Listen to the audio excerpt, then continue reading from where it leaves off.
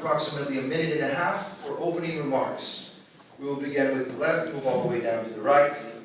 Mr. Cortez, go ahead. Good evening. I'm Hector Cortez.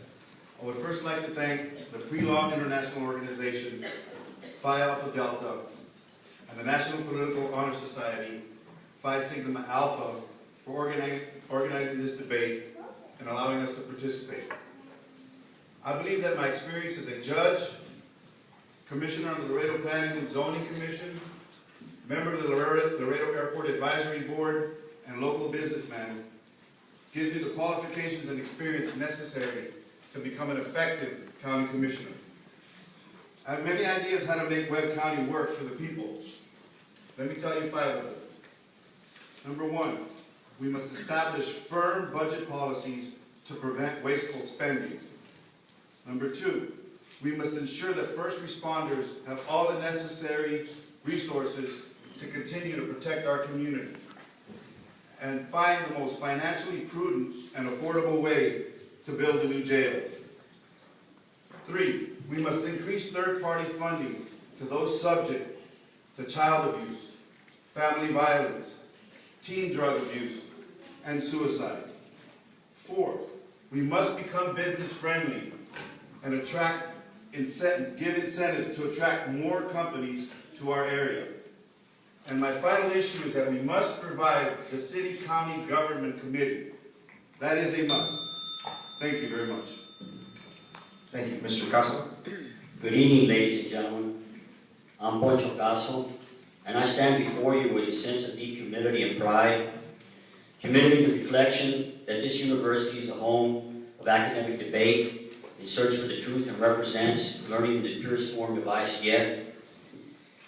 Pride in that I am also an alumni of TAMU. Here are centered the hopes and aspirations of our youth. I address you with one purpose in mind, and that is to serve my county. I do not stand before you as an advocate for any partisan cause, for the issues we face as a county are beyond the scope of petty divisive politics and must be resolved together if the future of our county is to be protected. The challenges we face today are so interlocked that to consider the problems of one sector of our county oblivious to those of another is to court disaster for the whole. The race is not between the north and south, nor the east and west, because united we stand and divided we fall. I'm fully aware that many believe Webb County is heading in the wrong direction, is on the road to inevitable decline, and given the ineptitude of previous county administrations, enthusiasm about the county's political system is hard to justify. While budget restraint and fiscal responsibility are important, preparing the county for more rapid economic growth will require an active, supportive government which is transparent and honest with the people it serves, especially during these hard economic times. Despite our challenges, Webb County's positioned to achieve more long-term economic growth than any other county on the border. What our county lacks is strong political leadership. Thank you. Mr. Lopez Jr., go ahead. Good evening, I'm Daniel Lopez. I want to thank the TAMU organizations that put our debate together for us to come and speak to the public and really figure the issues that we have nowadays. I'm new into the politics. I've always said that I wanted to secure my future, not only of myself, but of everyone that surrounds me, which is my community. I stand here to let you know that I am commending myself to be a leader, to learn, and not to be intimidated, and to motivate the younger generation to be part of the community. It's been frustrating for myself as a young, new career politician saying that I don't belong here and that it's not my way or I shouldn't be involved. But we need to secure the future of our children, the future of ourselves. We all have long life investments here in the city and the county. And I want to be sure about myself that I will represent the citizens of Webb County. I have family that I want to support, I have mortgages that I have to pay, and I want to make a living, and I want to make a long life investment in this county. I'm Daniel Lopez Jr., and I would want to be the next county commissioner for Precinct. Mr. Galo. Good evening, everyone, and thank you, TAMU, for hosting this event. Again, my name is John Galo, and I was born and raised here in Laredo, Texas. After earning my degree at the University of Texas in Austin, a petroleum land management degree, I returned to Laredo because I love this community. And like my parents and grandparents before them, I wanted to raise my family here. I've dedicated most of my adult life to helping our community prosper and grow. I served 8 years as city council member and volunteered my time to serve on boards and commissions, and I've made countless investments in our community and its people to help Webb County grow and prosper. My decision to run for public office, again, was not an easy one, but I saw an urgent need to make county government accountable to all its citizens. And believe me, I think I can make this happen as commissioner for Precinct 3.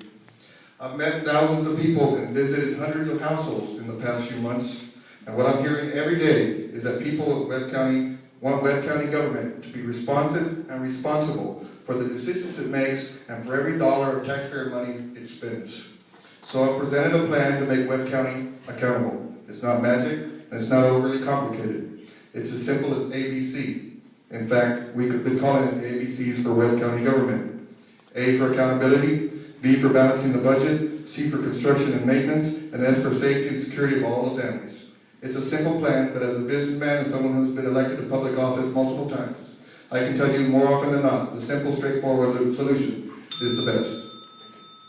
Good evening, my name is George Altgelt, and I'm one of your candidates for County Commissioner Precinct 3.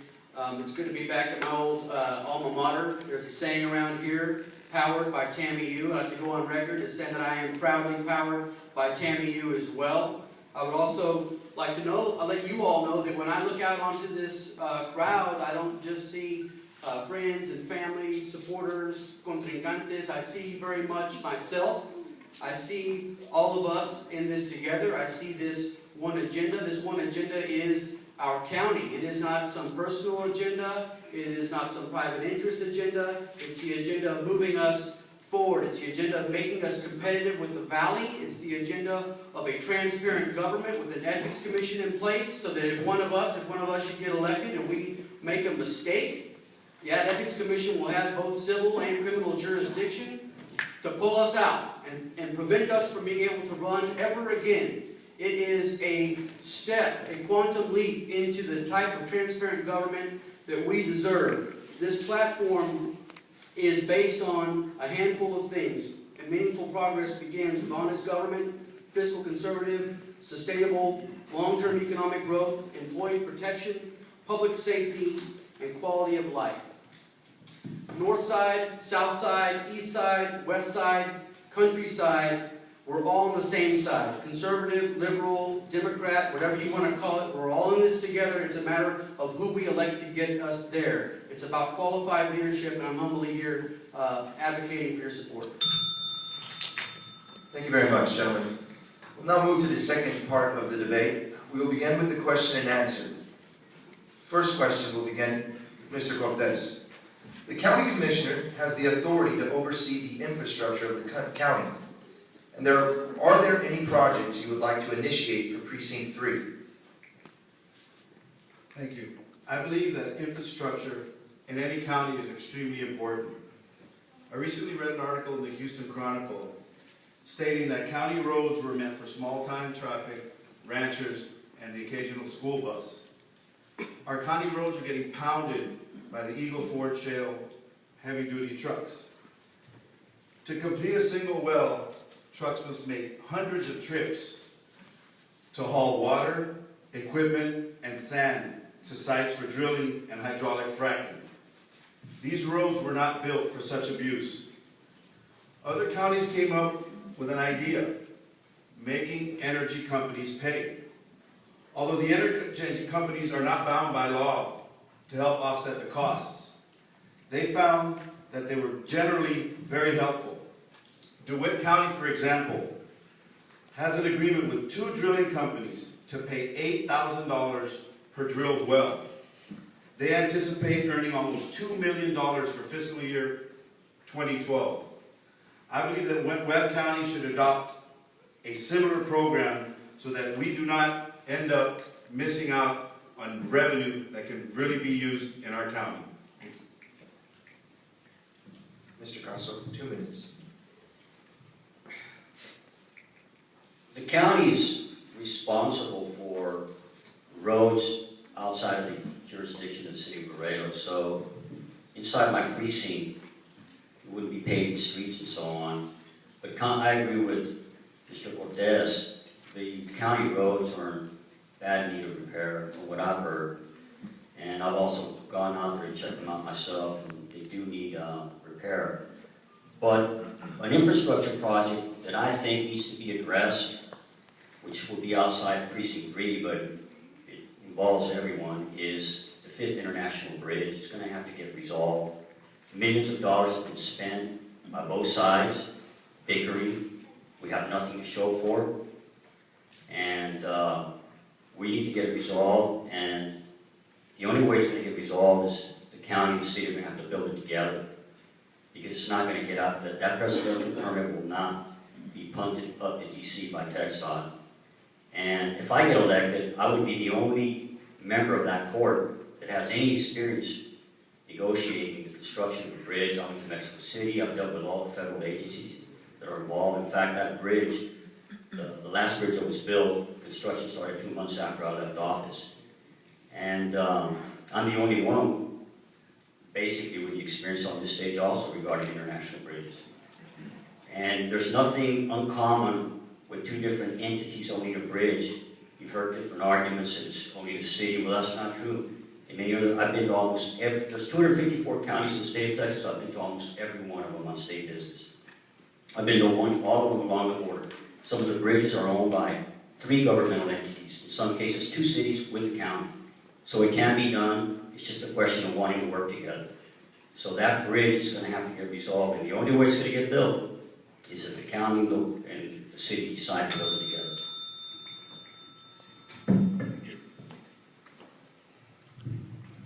Yes, as our candidates say, the same reason of the infrastructure of our Eagle Ford Shell, we need a mandate. We need a pressure on the state on those issues. I know that it's creating revenue at a state, federal, and local level, but I think it's persistent to be able to ask the state to take care of these problems, to give us the funding, the materials, and at another point, the most important issue that would be our traffic infrastructure. It might not be without our rural areas or in the county areas. It's been a burden for Precinct citizens. We can't continue to put speed bumps in all our neighborhoods. That alludes areas and shows a precaution risk. I know we have to work together with our city, create those partnerships with government entities. Also, disabling right-of-ways affects small commercial businesses. Our precincts is getting congested, and it is affecting business. I know I've talked to business owners, and definitely when they feel that there's an area that has high traffic and shows a good visibility, but at the end of the day, traffic is the issue. It continues to be mostly of Loop 20. There's been a lot of fatalities of Loop 20 and Loop's a state. If it's a state loop, if it's a city, county, but we need to stop worrying about hearing sirens and people that, especially our TAMU students, using that road on a daily basis. It's our only hazmat corridor from north to south, and we need to be precaution and let the state know that we need to work on the infrastructure. We need to facilitate all this for new businesses. And the Eagle Ford has been good to us, but at the same time, it's catching up to us. We're losing corporate companies to San Antonio, to other areas because of our lack of infrastructure. We need a balanced approach and a strong and well-equipped road and bridge department to maintain and improve our county infrastructure. And that's one of the 4 cornerstones of my ABC's plan for Webb County to go. I believe that members of the Commissioner's Court must represent the whole county first and must prioritize projects countywide based on 3 principles: safety, economic development, and quality of life. For example, most people don't work in the same precinct in which they live. Therefore, they must deal with county-wide issues every day. I battle oil field traffic on Jeffries and Chapote La Mesa Road on almost a daily basis, and that's in Precinct 4. While we all know that oil field traffic damages our roads and can be dangerous at times, we also have to realize that that same oil field activity has generated a tremendous increase in sales and hotel-motel tax revenue this year alone. It's very important that Commissioner's Court make sure that some of this money is returned to the road and bridge to keep our roads safe and drivable for us and the next generations. When I was on city council, I worked with the county and the state on a collaborative effort to develop a project called Cuatro Vientos Road, which was initially planned as a 5-lane urban section, much like McPherson is today, traffic lights and all. At the urging of us at the city, we were able to develop that into a limited access divided highway that provides safe, fast access north and south and open new lands for development. Safer, faster for quality of life, and thousands of new acres open for development. That's the kind of balanced approach I will take as commissioner. When I look at projects with regard to how our county dollars are going to be spent on infrastructure, they need to be directly tied into some type of economic development if we're going to justify the expense. They also need to enhance our quality of life. If we can tie the two together, that would be the way to go. Now, if we can take it, when we think about infrastructure, the only way to really meaningfully get that off the ground is if we have some sort of long-term regional economic development plan. And so we're going to look, if you all with me, to our brothers and sisters in the south, down in the valley. They have what's called the Lower Rio Grande Valley Economic Development Council. It's 3 different counties. It's 8 different municipalities. It's several different school districts. And they're all on the same page, and they're all abating taxes, and they're all applying for economic development administration grants and state grants. And what they were able to do while we were fighting over where not to build a bridge, they built one in 2009. And that type of environment can only exist when politics are in check and leadership is in place. And so, before we can get to all these, ideas that we would like to put in place, the first step is getting someone elected who is able to insulate themselves from the political pressure. And I think a lot of that comes with walking in the door on day one, standing on your own 2 feet. Thank you. Next question, we'll begin with Mr. Casso, followed by Mr. Lopez, and Galo, and so forth. The county commissioner has authority over the juvenile system of Laredo. What do you propose to improve education of young adults in the county and to boost youth awareness? The county currently is already doing quite a bit. I'm not running against anything, I'm running for something. Not everything the county does is, I'm not running my campaign on negative things that the county has done, and they've done a good job there. They've created a juvenile youth village, which includes the following. It includes the Juvenile Justice Alternative Education Program, which is a school for students who are expelled by local school districts. And the school district and the state pay the county daily rate to educate them. So the county basically breaks even on that venture there. A total of 125 students are being served during the scholastic year. The new school that is being built will house about 200 students. Then the county also has a juvenile detention center with a 72-bed center. And the capacity was based on population, arrest, transit, detention. They're also going to include a full-fledged court to dispense juvenile justice at that youth village. The county probation officers were also designed to keep in close proximity to the children in custodial care. There's about 70 employees in the probation office currently. The county judge is proposing a detox center at the youth village, and I think that's a good idea. I can support that. I'm currently a substitute teacher at UISD, and if I get elected, I would be in a unique position to work with the school leadership and boosting school awareness, because I believe that's what the question was, how do we boost awareness. Also, the community outreach coordinators that are currently reporting to each of the 4 commissioners could probably help in this endeavor and boost awareness and so forth, because the best thing is prevention, to keep these expelled students from getting to the county school. It would be best if we just eventually wouldn't even need a youth village, to be quite honest with you. But I think the county's doing a pretty good job in that area. My philosophy in the future, we need to continue to facilitate all resources possible to our youth and next generation. As a government entity, we need to provide the best quality of education for our youth. We cannot be hesitant we can be hesitant in other issues, but in education we should have no limits. Parents want the best not for only for our children, but the children they are surrounded by. We need to educate our youth with the key elements of life, which is commitment, honesty, and responsibility. Those are the key values that we are losing these days. And it does not take monetary resources. It takes education, influence, and values. We're always preached to create a better environment surrounding, and it starts with our youth, showing them to be responsible in life in what they want to succeed in. We need to get our next generation involved in government, and that will be creating permanent internships in government entities. We need to promote government as a career and motivate our next generation to exercise the right to represent the community. I will dedicate myself to create partnerships with public, private, and even homeschool programs to put our children ahead.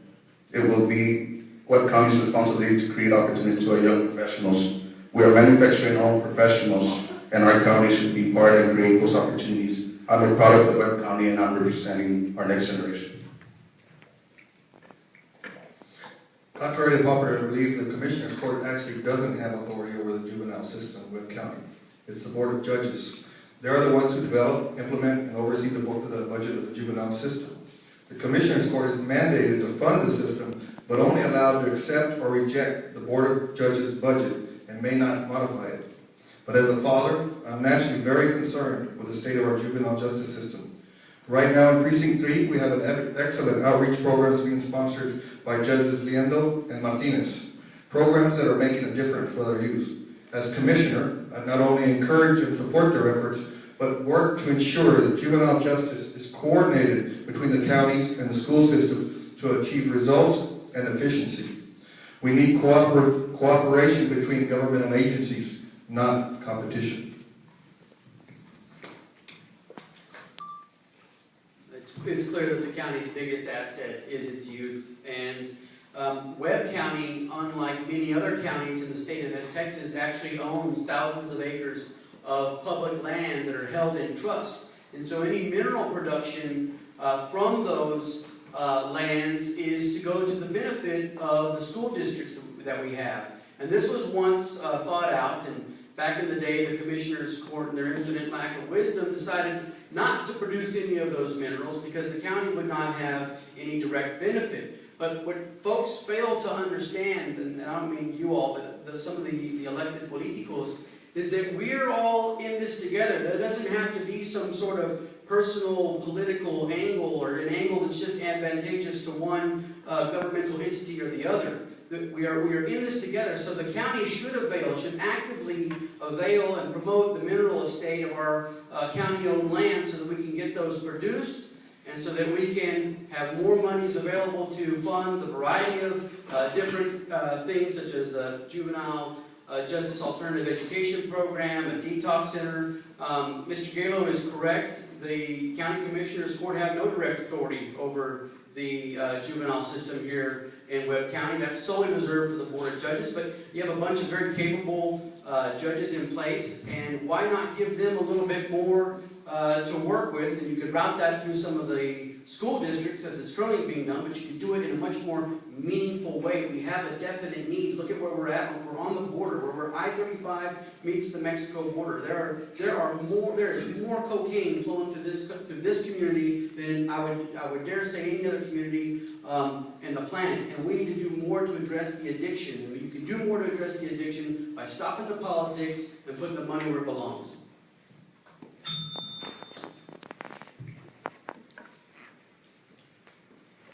First of all, the juvenile system of Laredo does fall under the Board of Judges. The Commissioner's Court's responsibility is the funding of these programs. My belief is, I believe in rehabilitating children, not incarcerating them. More counseling, drug and gang awareness programs must be implemented with experienced counselors. In the long run, these programs will provide a better life for our children's future. The Judge Casso Youth Village was originally built to house 72 beds, but currently it only has a capacity of 36. We must bring the original plans of the youth village up to capacity. As county commissioners, we must provide the juvenile board of judges with all the necessary critical funding they need for their missions to educate rather than incarcerate. I recently had the privilege of meeting with Mr. Romero Ramirez, the director of Stacata. He gave me a tour of their new facility on Juarez, the old juvenile building. They have 18 programs in 7 counties that provide services, many for the children of Webb County. Mr. Rodriguez is currently trying to bring Webb County's first detox center here to Webb County. When we talk about a detox center, we are dealing with human lives. We must increase funding for these much-needed programs. Thank you. Thank you very much. As County Commissioner, it is the responsibility of the individual to handle and promote environmental issues. What types of environmental projects have you been involved with or plan on executing to help make Webb County beautiful? What are your future goals for our county's environments? What I value the most about Webb County is our historical downtown area. I would like to continue the progress, the beautification of it. I have been involved in downtown revitalization on preserving our historic landmarks. This has become a great asset for tourism in Webb County. I've been implementing the reactivation of agriculture in our county, in which was one of our main resources back in the earlier days. I'm looking to promote climate control agriculture where it conserves space, water, and quality. Our demographic area is a desert climate area that which will benefit agriculture year-round. I'm also a big supporter of bioenergy and other ways to create clean energy. As our county continues to grow, I will implement more green space and new land developments.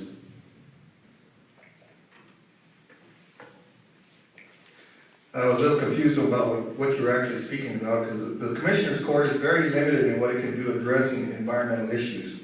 The county has no ordinance powers, so outside of the Laredo city limits, all regulations come from either the state or the federal government. That being said, Webb County should set the example of being good stewards of the land and continue to use best practices to keep the environment safe and prosecute those who do not follow the laws that we are empowered to enforce. There are many good projects out there that we can partner to enhance habitat and create assets for our community and for our county.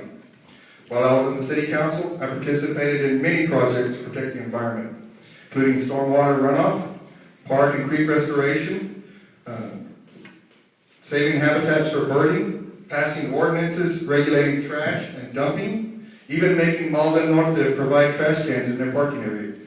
I also tried to pass an ordinance to ban the t-shirt bags. I hate those things. And I lobbied in Washington to try to gain a grant from Nuevo Laredo to improve its sewer plant. Why? So they would quit dumping millions of gallons of raw sewage into the Rio Grande. As your commissioner, I will continue to fight to protect the environment for the people of Webb County. In the history of Laredo, there's been but one institution that's been a real advocate for the environment. It's the Debate.MOV International Study Center.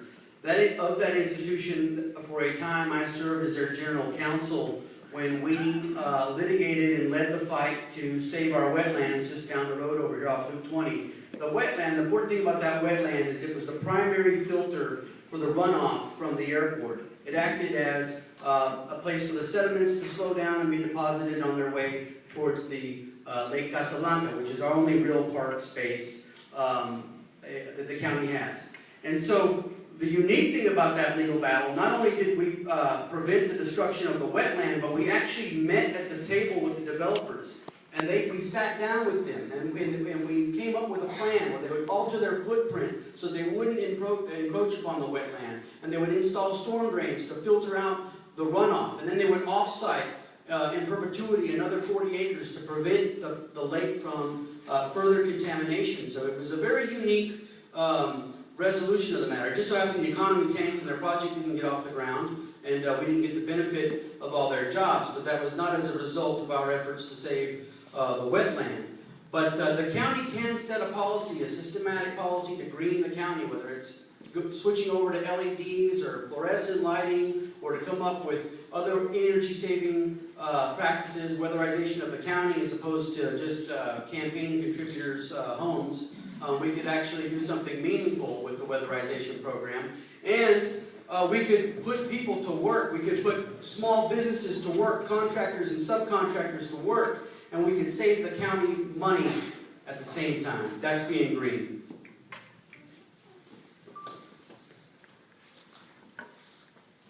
I believe that the county should continue to go green. They have done an excellent job in creating different programs such as paperless, going paperless, using recycled paper, and recycling itself. We must create more drop-off areas for all recycled materials. We must expand recycling and implement mulching programs that can be used in our parks and for our citizens. Pilot programs should be started to pick up trash, aluminum cans, and recycling programs. These programs can be maintained by passionate volunteers, especially in rural areas. We need to create an environmental committee to work with landowners, businesses, and our staff to create an environmental friendly county. We must protect our watershed and continue to be advocates for environmental stewardship.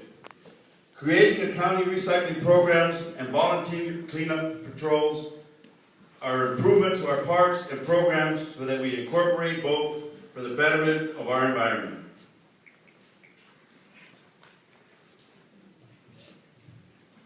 One of the projects that I was involved in when I was working for the Secretary of State that I'm very proud of was the problem with 24 million scrap tires that we have every year. 24 million scrap tires. What do you do with these scrap tires?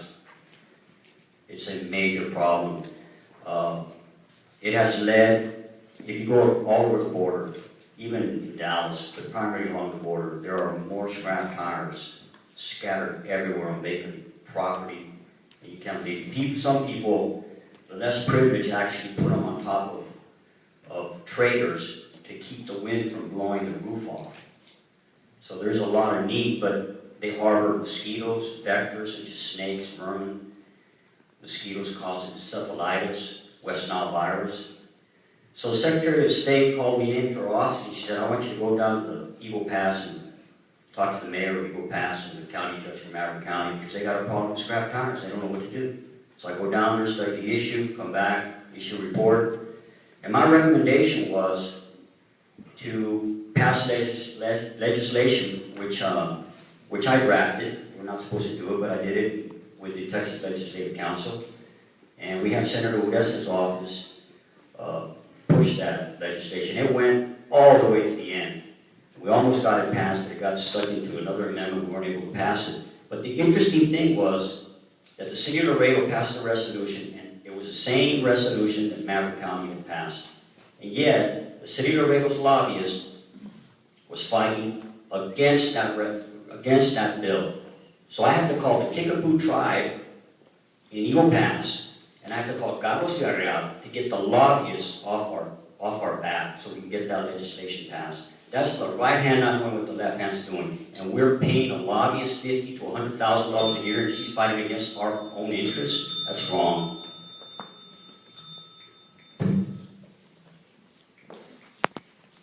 Thank you. Okay, so moving on to the next question. As County Commissioner, how would you begin to compete against McAllen and the Valley in bringing more economic and job growth?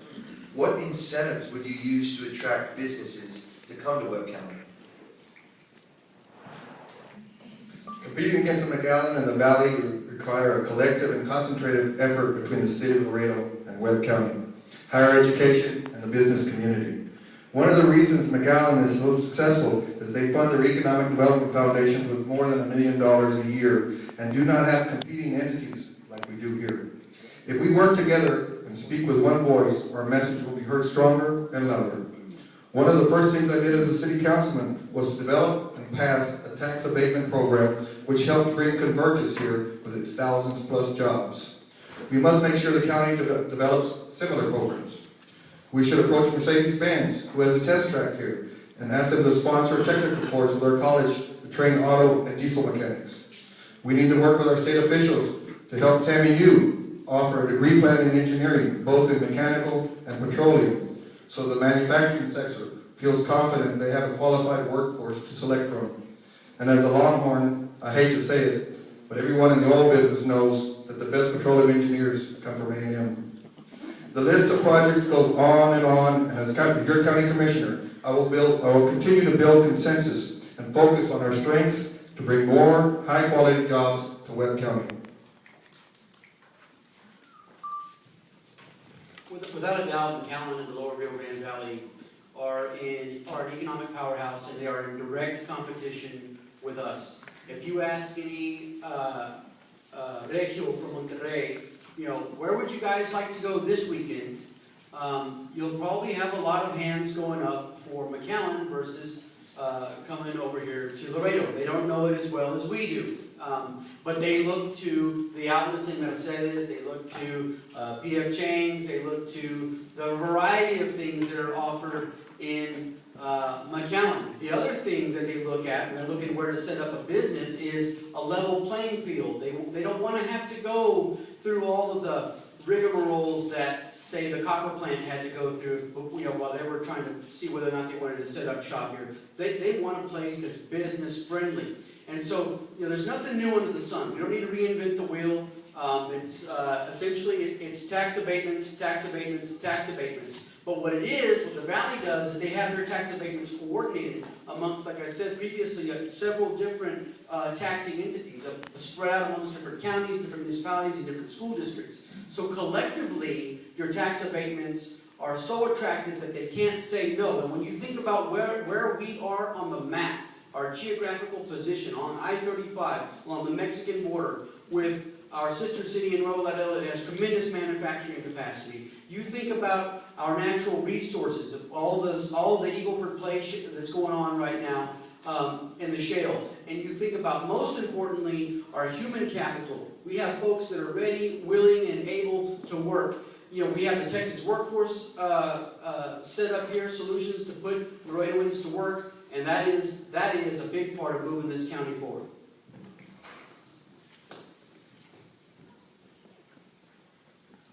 We need to continue to establish tax abatements to continue to attract companies here in Webb County.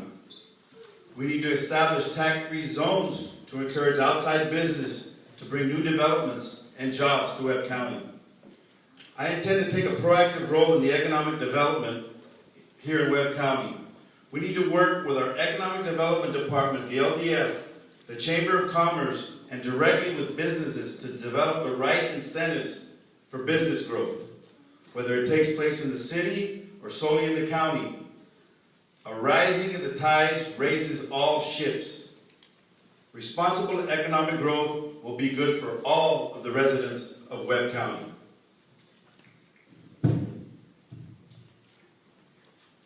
I don't completely agree with the premise of the question. To begin with, I'd rather live in Webb County than any other border county. I've been to all of them, and this is the best county. I'm sorry. And the stats don't really support the premise of the question. Because if you look at the straight statistics, and you go and you break it all out, the only thing McAllen really beats us in is sales tax. That's about it. And people go down to McAllen because it's close to the border. It's close to the Gulf Coast. That's the main reason they go down there. And we can't compete with that. We're geographically isolated. But you look at every other stat, they're no comparison. And one of the biggest comparisons is they're more of a welfare county than we are. 30% of the income that Hidalgo County receives, McAllen's in Hidalgo, 30% comes from entitlements. 30%. We're at 24.8, but we're still lower than they are. You look at unemployment, they get more unemployment benefits than we do. You look at Medicaid, Medicare, you can go at every stat. We're a lot better off than McAllen, I'm sorry. I'd rather live here any day, and I've worked the whole border up and down. This is by far the best place to live.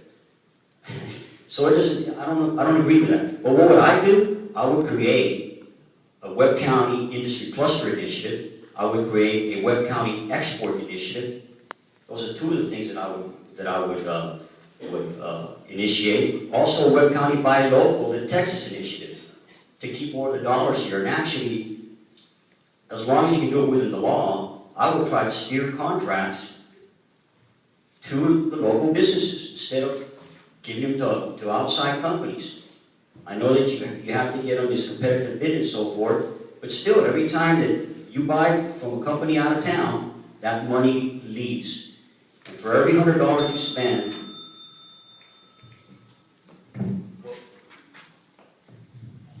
Well, it's a familiar issue that I'm having, working downtown all my life and being part of the downtown revitalization. We've always talked about tax incentives and abatements. We're getting a lot of foreigner investors that are trying to come into Webb County and invest money. They've already been here, they've already come and gone at the same time because they don't know how to level the market. But the Valley, we've been way more ahead than the Valley. I used to live in the Rio Grande Valley, and way before that, Laredo was way ahead of the pace of how they were growing. Being the #1 inland port in the country, we should be able to facilitate all those needs and infrastructure for new businesses to come. Logistically, it's the best location. Poncho has it correct. It wouldn't be another place. We sit down right in the smack center of Latin America. That's why we are the #1 inland port. There's been so many outlet malls considering coming into Laredo, but at the point of time, financial institutes are not buying into growth at this moment. Downtown people are spending millions and millions, hundreds of millions of dollars on infrastructures of a downtown that we already have. We just need to promote, and that could be a center, it could be an attraction, and stimulate tourism, because I'm going back to the history that we have. That history, people value and treasure the history of Webb County, being a country for a certain amount of months back in the 1800s. Those are the values that we should capitalize on. We're self-dependent. We don't rely on anything else, not only on transportation, we've got gas and oil, but I think making downtown a destination without not being in Precinct 3, but I think it is a fundamental and a tool that Webb County has. Thank you. And for the final question, Sheriff Joaquin Webb has asked for improvements to the old jail and has also asked for a new jail. Where do you stand on this issue? Would you just renovate the old jail, build a new one, or do both? I'm a former Webb County Assistant District Attorney, and I have firsthand knowledge of this issue in particular. And I think what's important for folks to realize is that the log jam in the overcrowded jail isn't the jail, it's not the door of the jail, it's the courthouse. We have too few courts to handle all of the cases that are currently going through. So you have all these folks that are just sitting in the jail waiting for their trial dates or waiting to be sent off to the Texas Department of Corrections. And so the first step in this whole jail debate is a more efficient process of adjudicating those that are charged with crime. And when you get right down to it, if the county would and recently they've approved funding for a full-time magistrate. Now all we need is our district attorney to set aside a duty officer, an assistant district attorney to be on call, as well as an assistant public defender to be on call, so that they can just handle these cases, and they can do it via Skype. You don't even need to set up a whole bunch of infrastructure. And what you do is, if the Class B misdemeanor DWI offender comes in, you set him a bond. And you dry him out. When he's dried out, he serves his 72 hours mandatory wait time, and you kick him out the door. Now, if your pedophile comes in, well, that's different. His bond is high, he's set, he's parked, he's off the streets, he's not going anywhere for a while. But your non-violent criminal offenders don't need to be sitting around and lingering in jail waiting for a court date or a JP to sign their bond. You can get those guys in and out really quickly with that mechanism put in place. The other thing is, when it comes time to build a jail, and that time will be upon us soon, we don't need to build a jail for what we needed 10 years ago. We need to build a jail what we need 20 years from now at 2012 prices.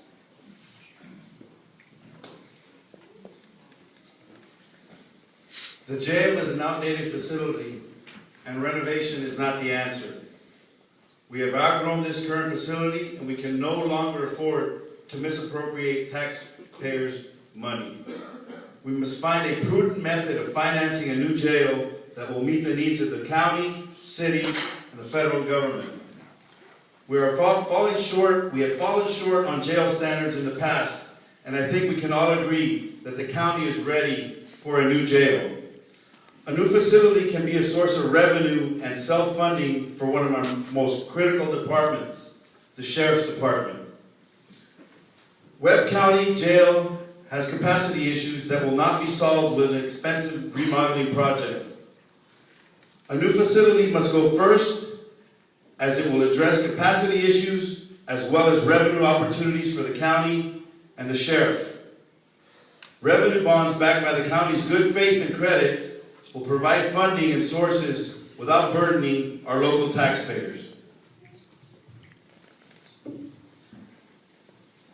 I'm not opposed to building a new jail in the future when the demand warrants it, provided the following conditions are met. To begin with, we don't need a new jail right now. An annual inspection report found the jail had an average daily population of 469 out of a capacity of 567 last year. Even the current March figure of 499 inmates is still below the 90% capacity rule recommended by the Texas Commission on Jail Standards. We also have interlocal agreements with other counties to house any temporary overflow of inmates.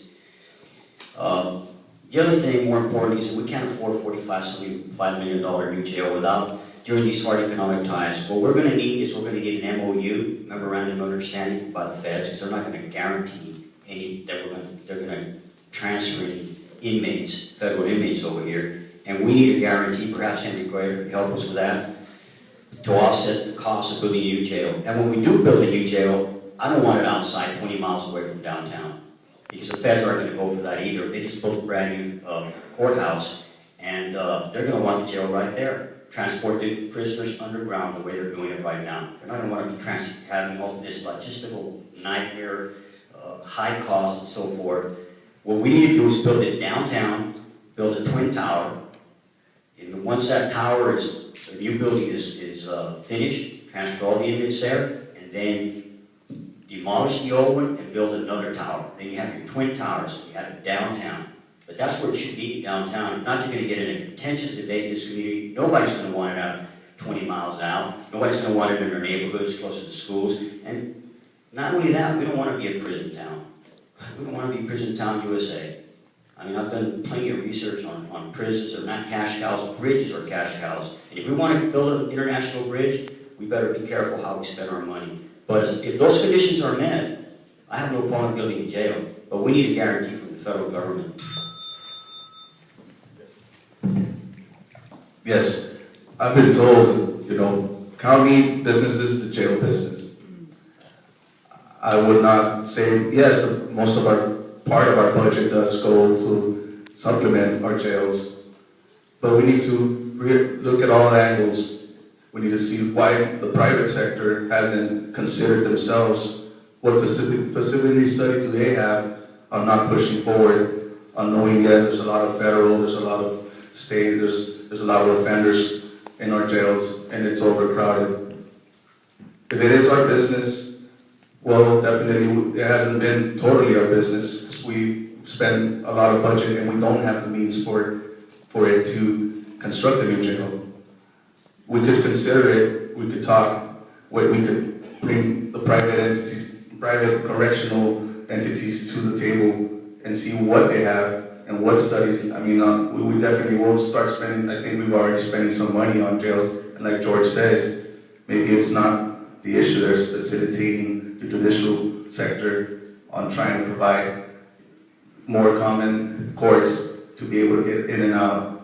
I know there's a lot of federal activity, there's a lot of federal prisoners, and we have a federal court that we want to facilitate prisoners for. Yeah, and I don't want to be confused in saying that how could all of a sudden say jail is Webb County's business, but it's not. If it would be a great business, I think we would have the means for building a new jail. Thank you. Anyone that's toured the inside of that jail knows we need to do something. The Sheriff's Department is currently putting some proposals together to address this situation. And once those proposals are complete, we'll need to bring in the architects and engineers and others to conduct the proper studies to determine whether it's even feasible to renovate the old jail or if it's more cost effective to build a new one, or do both. Then we need to decide the best way to pay for it. It's a process very similar to the one we used when we built the Laredo Energy Center when I was on city council. It needs to be deliberate, it needs to be detailed to prevent mistakes and safeguard taxpayers' money. I look forward to helping the sheriff and the county leaders address this very important issue. Thank you very much, gentlemen. Now we move next to the third stage. And as a reminder, each candidate will have the opportunity of posing a question to the candidate of their choice. The respective candidate will have no more than 1.5 minutes to respond to the question. If the candidate who posed the question wishes to have a follow-up, he may do so with no more than 1 minute. A second follow-up will be granted to the candidate again with no more than 1 minute. After the ring, you will know that your time is exhausted and we will proceed to the next. We will begin with Mr. Cortez.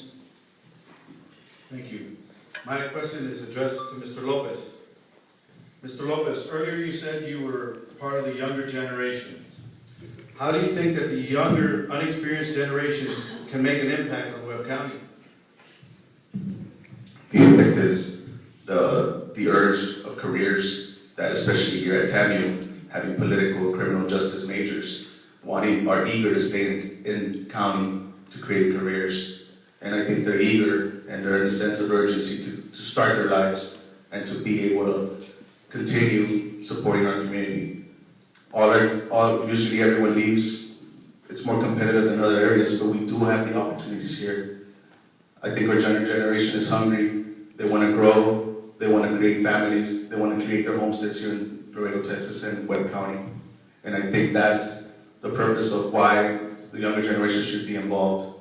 Me, myself, want to be here for the rest of my life, and definitely want to see my kids be here too. And the only way that we're going to secure that is them knowing how it is in government, and what it takes. It's not easy to be leaders and compromise with everybody, but I think we've been taught well.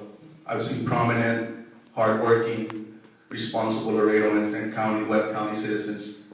We have been taught well. We still have our culture, and like I said, we do have good people here in this town that are eager to continue and move on and look forward and not look backwards. Would you care for a follow-up, Mr. Cortez? Mr. Casso? Yes, my question is to Mr. Galo. You are running on this ABC's platform that doesn't seem to match with your city council record on numerous policy issues that have cost taxpayers millions of dollars. Our most precious resource is water and should always remain in the public trust. My question to you is, since private companies aren't directly accountable to the public, how can you claim to be for accountability in your ABC's platform when you led the effort to sell our water system to a foreign corporation located in France that had a long history of mismanaging water systems throughout the United States? Well, thank you for your question. Unfortunately, you got your facts wrong. We didn't sell the company. We did a service contract with a private entity to run our water system. The fact that they left, and when we formed a contract with them, they did it for a set amount of money, no sale, then they didn't do their due diligence. They went in there and they found out our system was a lot worse off than they had thought. It was so bad that they actually paid us $3.5 million because I held them accountable. The city manager was going to let them off the hook for $500,000. And I told these people, when they got on the contract, when they saw it signed on the dotted line, I said, you're going in here and we are trusting you with this enterprise. And I said, we are going to hold you accountable, so be sure you know what you're getting into. The city manager was going to let them off for $500,000. I insisted that they pay the full amount of $3.5 million, and they sent us a wire transfer the next day because the system was so bad. And that's how I held them accountable, and the system was better off for it. Thank you. Mr. Casso, Yes, I would. First of all, Laredo is cited in the William and Mary Environmental Law and Policy Review titled Water Privatization, Trends in the United States, Human Rights, National Security, and Public Stewardship. It's also cited in the Public Citizen entitled Waves of Report. And we're a case study of what not to do. And you can equivocate with the names, privatization, they sold the water system, whether you make a contract or not, that's what it was. And we did lose money. And I remember I would come down here on business and I would stay at my sister's, and you couldn't even take a shower. And and then the city issued a water boil notice, that came from TCQ, the state agency, because you couldn't drink the water. So we had all kinds of problems. And if there's one thing you've been consistent in, it's always making bad decisions. And when I think of your ABCs, for me it's an acronym of always bad choices, siempre. Always bad choices, siempre. Because your record is littered with a colossal, costly boondoggles that we have nothing to show for. And I would rather give that money to disabled veterans, to the less privileged, to the homeless, than to flush it down in Colombia. Mr. Galo. I'm not sure if there was a question in there, but again, the facts are wrong. The very first year, I'd like to remind the audience to please hold your applause until the debate's over. Thank you. the very first year, we had saved about $1 million even after all the transfer costs. And to go in there and insinuate that this company all of a sudden didn't know how to produce water, it was the same employees. All it did is the city employees changed their name tag. It said, instead of saying City of Laredo, it said United Water. It was the same people, same equipment, doing the same job day in, day out. So again, the first thing we found out is we wondered why there wasn't the biggest savings on the first year when we started doing our accounting. And so it just so happens the city had borrowed the money for other accounts because we had saved money. So they said, oh, we got a surplus, we need to use it in these other places. That's why the city didn't like the accountability portion. Thank you very much. Mr. Lopez, go ahead.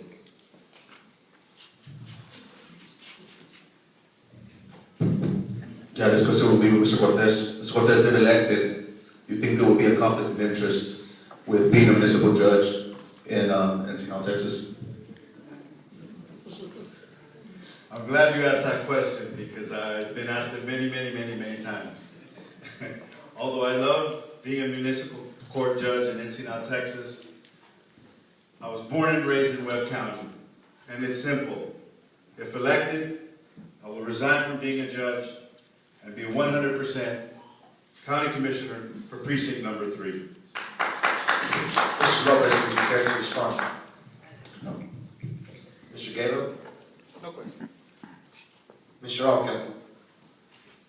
Yes.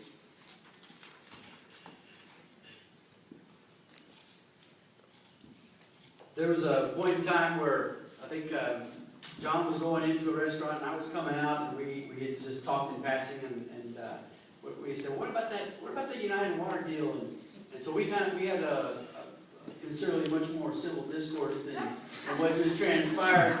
I guess my question to John is that and I'll predicate it. You were perhaps the biggest advocate for the privatization of our most precious resource, our water, and you in fact voted for the United Water contract, even though the city water utilities department showed you data that the United Water way underbid the project.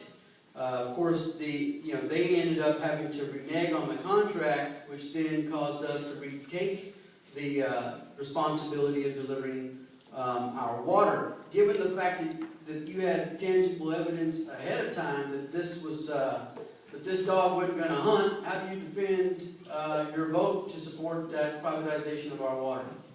Well, very easy. Again, the city was not for it. There was accountability. They were using this as a slush fund. And they were taking monies, moving them back around. But what happened was, when we had that data, United Water assured us that, look, if we did our due diligence, we don't think that system is as bad as it is. So they went in there and they did the contract, and they said, I'm holding you accountable. You are taking this, you understand these are your numbers, we're relying on your numbers. If you don't make it, you're going to pay. So they went in there, and it wasn't, I think within the first year, we had, I don't know how many major sewer collapses were there by Pet Boys that cost them hundreds of thousands of dollars. And they got in there and they started checking that system. The farther they went back, the worse it got, the worse it got. And they said, oh my God, what did we get in here? I don't want to make it too complicated, but we paid $15,000 for every capital expenditure. For the first $15,000, they would pay anything over that. So if it was $100,000, the city only had to pay 15, they had to pay 85. It was a hell of a deal for us. Why do you think when those things started collapsing, they figured out how bad our system really was? They turned it back, they gladly paid $3.5 million to us as a going-away present because they said they couldn't handle it. All of the employees just changed their name tags back, put back the city of Laredo, same employees, and a few of them said, you know what, we like United Water, we're going with them to other plants. Thank you. And these same employees, however, indicated to you ahead of time that it wasn't going to work, that their numbers didn't check. And I guess if we're looking at this from a results standpoint, I mean, ultimately, each one of us now pays a lot more in water than what we used to pay. So the end result was not all that. Knowing that, would you have cast your vote just the same exact way you did back in the day? Again, I think you got your facts wrong. I had multiple meetings with all the employees before we did the transition. Management of the employees, the engineers and stuff said, yes, there are a lot of ways. They know they have systems that we don't have here in Laredo. They have education. They handle billion-gallon plants. We don't have those here. They have plants all over. The economies of scale, the knowledge that this company brought. I mean, like I said, some of our major managers left with them because they liked their practices. They understood. They said, these guys, I have room for growth here. Again, the problem was our system was so bad. And that's why we're now paying, those prices were implemented after the city took it back, not because we lost money, because they figured out, oh no, now we have to do huge bond issues to go back and rehabilitate all this stuff that was so bad that we were hoping they were going to do for us. Would you have voted the Thank you same very way? much. I guess that's my question, if you voted the same way, knowing now what you know. Well, all I could know was what we knew at the time, and I voted along with four other people. Thank you. Okay, moving on to the next stage, the fourth stage. The moderator, myself, will again ask questions to each candidate regarding ideology and platform differences of their opponents. Each candidate will have 1 minute to respond. The candidate at question will have a follow-up of 1 minute to rebut. First question is for Mr. Cortez. Mr. George R. Altgelt has been vocal on his push towards the establishment of an ethics commission. A commission of such could be put into place for the primary reason of doing away with the quote-unquote politicos of local government and for the protection of citizens from potential ethic violations. My question to you, Mr. Cortez, is, do you believe that Mr. Altgelt's idea of an ethics commission is necessary to establish here in Webb County? Or do you have another solution in protecting the citizens from local political corruption? No. I believe Mr. Altgelt's idea for an ethics committee is an excellent idea. I'm for it. I think that people should be accountable for their actions. And I totally agree with Mr. Altgelt. My personal view is that safety should be our #1 issue. Safety, I believe, is the #1 responsibility for our government. I think everyone in this room right now feels that their #1 thing here is their family. And I believe if something was to happen to a member of their family, I think all of these other issues would become secondary. That is why I believe safety is our #1 issue. Mr. Altgelt, 1 minute for a response. Well, I would just, reinforce the message of the Ethics Commission. I mean, I think it's given, what was it, two days ago, look at the headlines, Commissioner Shirafa made the headline for the sexual harassment case. With the Ethics Commission in place, that matter would be nipped in the bud. His political career would be over, as it should be. And so we wouldn't be having to wait for the next election cycle to replace somebody that got out of line. And, and I'll agree with Mr. Cortez. Safety, obviously, it's paramount. Everything we do, right? We get in the car, we put our safety belt on. We keep our hands, 10 and 2 and our eyes on the road. And so safety is very important. But with regard to your specific question, this ethics commission with both civil and criminal jurisdiction will be able to efficiently handle the politicos, and it will make an environment conducive to leadership. Thank you very much. Next question. Question is for you, Mr. Casso. In the February 2012 issue of Laredo's, Mr. Lopez Jr. was posed a question of the strengths and weaknesses of the current Commissioner's Court. In his response to the weakness, Lopez was quoted saying that it is the citizens' lack of participation in the county's needs and wants.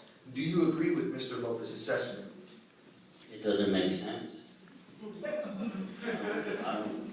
What does the weaknesses? Okay, let me repeat the question. So the strength and weaknesses of the Commissioners Court. Each candidate had the opportunity of providing what they believed were strengths and weaknesses. Yeah, I read it, but go ahead. Mr. Lopez was quoted saying that the weakness was the lack of, where is it? Sorry, the lack of participation of the citizens for the needs and wants of the county. Do you agree? Perhaps what he was trying to say is that there's voter apathy, and when you have voter apathy, usually that's what happens. You just don't get qualified people. Perhaps that's what he was trying to say. That's the way I kind of interpreted it, because it didn't really make sense the way it came out. Because it was just illogical. But so then what is your belief of the weakness of the Commissioner Court? it's too political in there. It's gotten very political.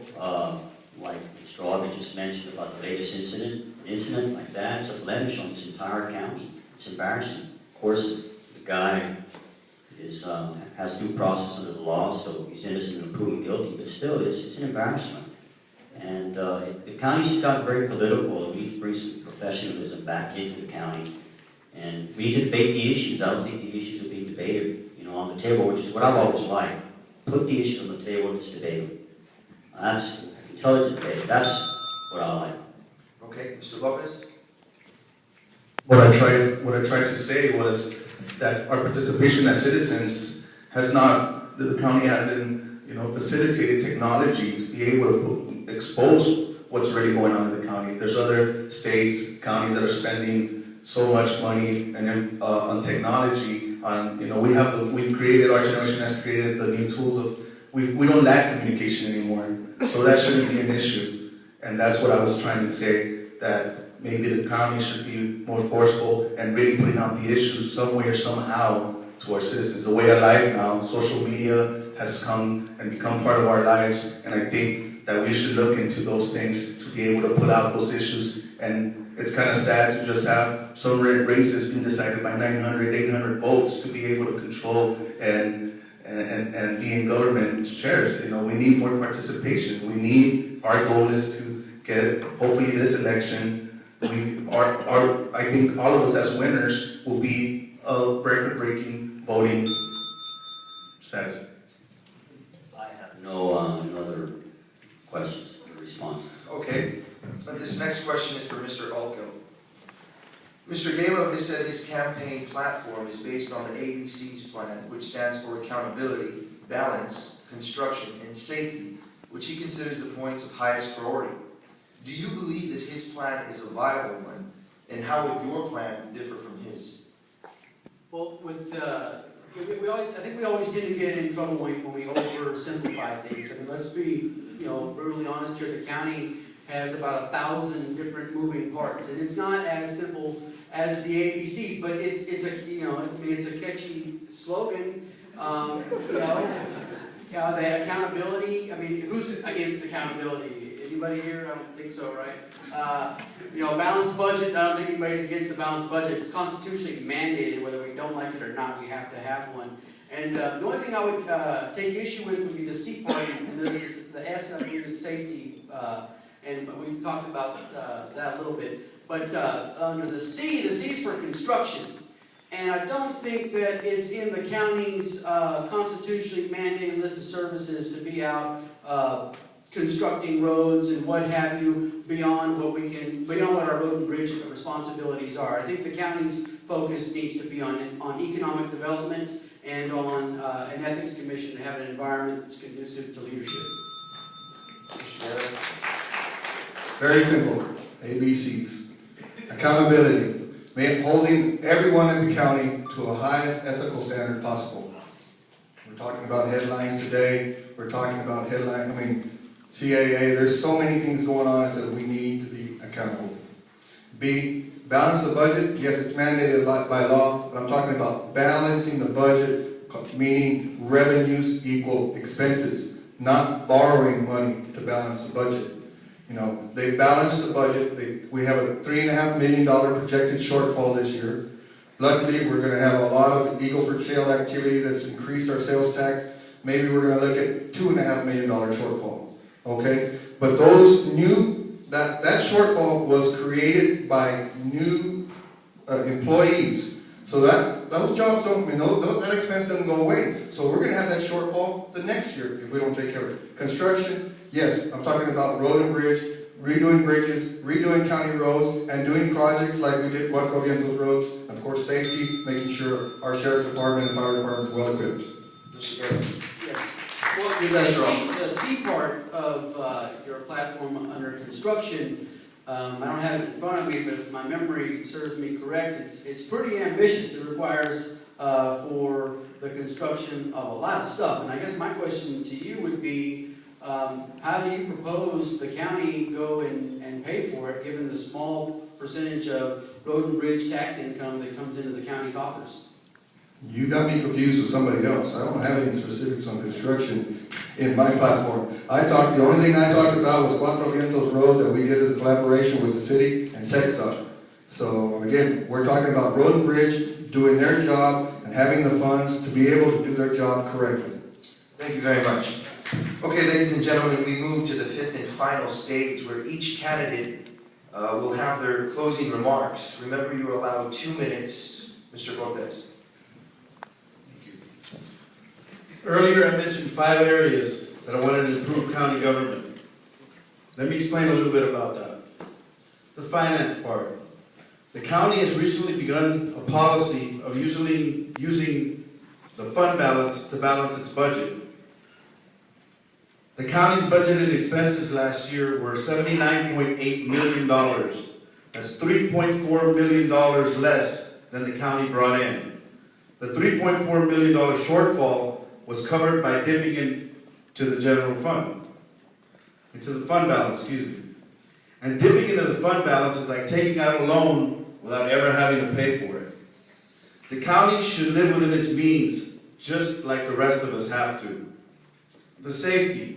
We need to enhance funding for our first responders to help them to continue to protect us safe in our homes and our businesses. We also need to find a prudent and affordable way to build a new jail. We don't need a Taj Mahal. We just need a jail that is safe, secure, and has enough beds to take care of the needs of the city, the county, and the federal government. And the jail must be administered by county employees. Human services. Third-party funding needs to be increased in the areas, most definitely child abuse, family violence, teen and drug abuse, and teen suicide prevention. Teen suicide is the third most leading cause of deaths in teens. The violence will not end until someone stops to make action. And I want to be part of that action to stop the violence. Our business. I want to make sure that there are economic incentives available so that we can bring more job opportunities to Webb County. I want to use every tool available to bring new business here. I want all of Webb County to prosper. Thank you.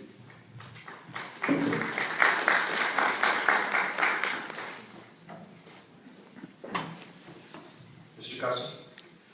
Sometimes one has to serve in order to lead, and I have served both the people of Laredo as a city councilman, as a mayor pro tem, and as a public servant for the people of Texas working at the state capitol for a combined total of 15 years. I got into this race because it's not a choice but an obligation to serve my community.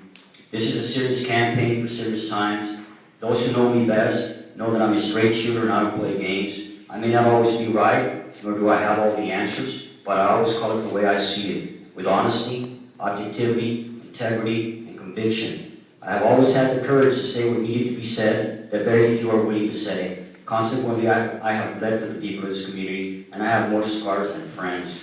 If you elect me as your next county commissioner, I will let the sun shine on me once again, because that is the biggest disinfectant. I know the influence peddlers do not like that, especially those with something to hide, which happens a lot in politics. But I have a very strong will, and I intend to stop the bleeding, clean it up, but I need your vote to be able to do so. We must measure our progress by how wisely we spend our taxpayers' money, because when we fail in that endeavor, the members of our society who suffer the most are the least privileged among us. As Gandhi said, poverty is the worst form of violence. The true challenge of leadership is to rally our county to its unfulfilled promise, because in the final analysis, everyone is trying to live his or her life in purpose and happiness.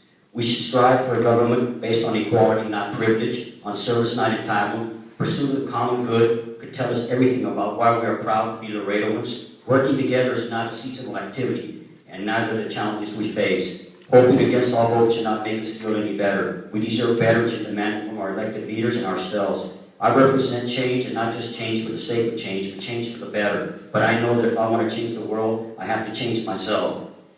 And yet, the more things change in the world, the more they remain the same. Yet we must not become cynical, and we must press on. Thank you. Mr. Lopez. Yes, you know, when I first thought I've always wanted to do more. You know, I've been raised to be efficient, to always have a secure job. You know, this past 5 years, I've seen a lot of hardship within the surrounding people that I'm with. It's hard. So we're working to live these days. Sometimes the devastation at home really unbalances and gives us hardship. We need to be able to be at ease. You know, looking at the obituary every day, we see younger Laredoans passing on. Might it be stress related, might it be diabetes, but most of our biggest issue is high blood pressure. And it all comes from stress. You know, are we going to be at ease? Are we ever going to be at ease? Is my father or our parents always going to see, you know, our kids are moving forward. Our kids are going to be better people. Sometimes people criticize me, saying that we have so much, but sometimes we owe more than what we have. We're living within our means, and we know that definitely these days, recreation is not close to us. A lot of people are going through hardship these days, might not be financially, but having a happy homestead. Me, myself, being involved, it's about creating a better surrounding, not just within my family, but within our community. I've served the city of Laredo in the restaurant industry. We are leaders in the restaurant industry, and we're influential in the restaurant industry. They criticize us because we work hard, and people will sometimes insinuate other things, but we've worked hard. We've never been discriminated in this county, and that's why I am proud to represent who we are, and the only alliance I have is with the citizens of Webb County. Thank you. Mr. Galo. I want to thank you again for allowing me to participate in this debate. I want to thank you for presenting us with such insightful questions. And I want to thank my opponents for sharing their ideas with all of us tonight. I'll close by asking myself a question. John, what the heck are you doing? The answer is simple. I've spent my entire adult life trying to make this a better place to live and to leave it better than I found it, for my children and yours. Who should you vote for? That too is simple. You should vote for the candidate with the best qualifications, greatest experience, and demonstrated leadership. While all of us have great ideas for Webb County, I believe I'm the only candidate who has a proven ability to get the job done as a public servant in the community and in the private sector. I was elected to city council at a time when council was divided and decision-making was difficult. I focused on building consensus on council, and I think most will agree I was successful in doing that. Additionally, I was the voice of the people when it came to making sensible decisions pertaining to the expenditures of taxpayers' dollars, and I built a reputation for being a watchdog over important fiscal affairs in City Hall. In today's challenging economy, we need more watchdogging than ever before. I bring a unique perspective to Commissioners Court, having experienced the cause and effect of local government decisions on both small business owners and as a public servant. I believe my background and track record of success in both arenas sets me apart from the rest of the candidates for this office. I believe now, more than ever, we need experienced representatives in local government who can hit the ground running and make a difference on day one. I believe I'm the only candidate in this race that can do that.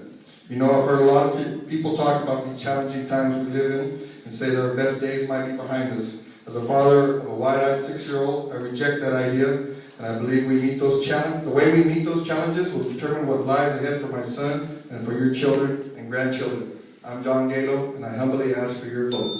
Thank you. Mr. Altgelt. Thank you. Make no mistake, Precinct 3 shoulders the majority of the tax burden for the rest of the county, and we receive the least amount of services and the least amount of bang for our buck. So this election is about it's about economic development, and it's about an ethics commission that will provide a transparent, level playing field to do business in, and it's about having a more prosperous place to live with a better quality of life. That's what this campaign stands for. I have 2 little girls. They're here in the audience. One of them, I think, ran off. Hopefully she's still around here somewhere. Emily and Joyce, whom I love very, very much. And I know that, good Lord willing, they will grow up one of these days. And they're going to be faced with a choice that many of you all have already faced or will face, which is, should I stay or should I go? And then for those of you that go, you'll be faced with another choice. Should I come home or should I stay gone? And in 2004, my wife and I, we decided to come home because Laredo, Webb County is one of the best places on the planet Earth to raise your children. And it's a place worth fighting for. And so when you ask yourselves, why is George Altgelt running in this race? He's running in this race because he wants his kids to come home when he's old. He wants your kids to come home and contribute and to do their part and to carry their fair share of the weight so that we can make this the Webb County we deserve. Thank you. Candidates on behalf of Texas A&M International University, we thank you for your attendance in tonight's events, and thank you, ladies and gentlemen, for your attendance as well. We ask that you please remain seated for the closing remarks made by Álvaro Aguirre.